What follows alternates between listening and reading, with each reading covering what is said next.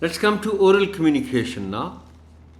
Ask the students to role play the dialogue.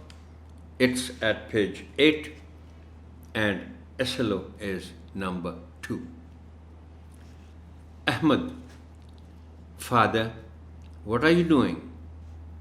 Mr. Ali, I'm performing ablution for Zohar prayer. Ablution کے آگے bracket میں وضو بھی لکھا ہوا ہے. Ahmad, why do you offer namaz? Mr. Ali, we offer namaz to please Allah. Ahmed, I should also perform ablution and offer namaz to make Allah happy. Mr. Ali, that's like my good son.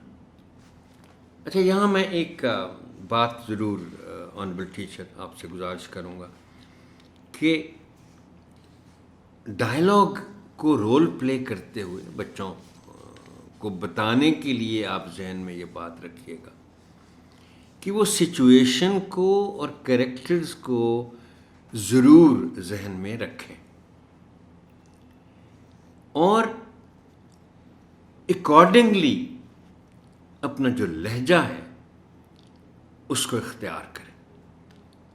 اب اس کی example یہ ہے dialogue کہ اگر ایک بچہ اپنے باپ سے بات کر رہا ہے تو اس کے لہجے سے پتہ چلنا چاہیے کہ وہ اپنے باپ سے بات کر رہا ہے.